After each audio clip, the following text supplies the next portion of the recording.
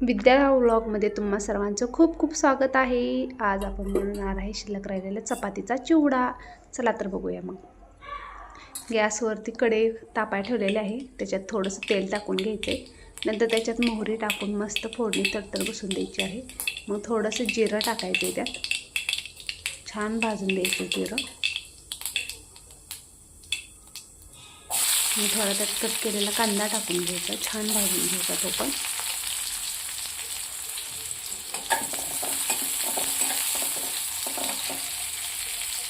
मस्त कांदा भाजलेला आहे। आता त्याच्यात आपण चवीनुसार थोडीशी एक मिरची मी कट करून टाकणार आहे, जास्त तिखट पण नाही आवडत ना त्याच्यामुळे।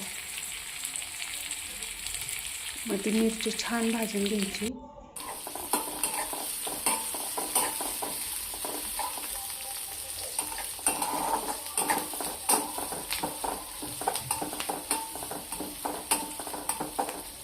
मिरची छान भाजल्यानंतर त्यात थोडीशी हळद टाकायची आहे।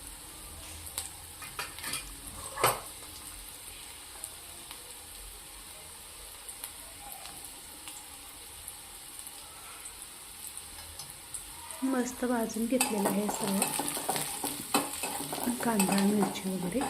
आणि आता आपण त्याच्यात जी चपाती आहे ना शिल्लक राहिलेली, ती बारीक चुरून घेतली, ती चपाती टाकणार आहोत त्याच्यात चुरलेली।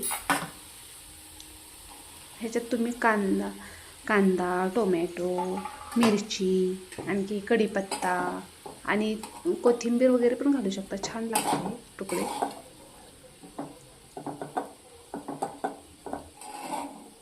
याला कोण चपातीचे तुकडे बी बोलतात किंवा चपातीचा चिवडा पण बोलतात। बघा एकदम छान भाजलेला आहे हा चपातीचा चिवडा। शिळी राहिलेली चपाती खायला नको वाटते, त्यापेक्षा असं मस्त बनवून खाल्लं ना एकदम गरम गरम की छान लागतं। मग आता मी सकाळी बनवलेला बटाटा शिल्लक आहे, मग मी बटाटा आणि ते चिवडा मस्त खाणार आहे। त्याच्यात चवीनुसार थोडंसं मीठ टाकायचं, मीठ टाकून मिक्स करून घेतल्यानंतर थोडं 2 मिनटं झाकून ठेवायचे। आता बघा छान तयार झालेला आहे चिवडा। असं तुम्ही हा चपातीचा चिवडा कोरडा पण खाऊ शकता, आणि जर एखादी आपल्याकडे भाजी शिल्लक राहिलेली असेल पातळ वगैरे, तर ती पण त्याच्यात पण मस्त लागते। मी आता मस्त TV बघत बघत खाणार आहे।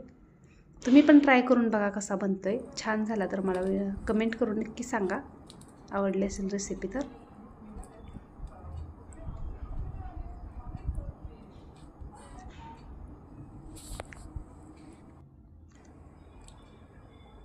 वा, एकदम मस्त झालेला आहे। व्हिडिओ आवडला असेल तर लाईक करा, शेअर करा आणि सबस्क्राईब करा।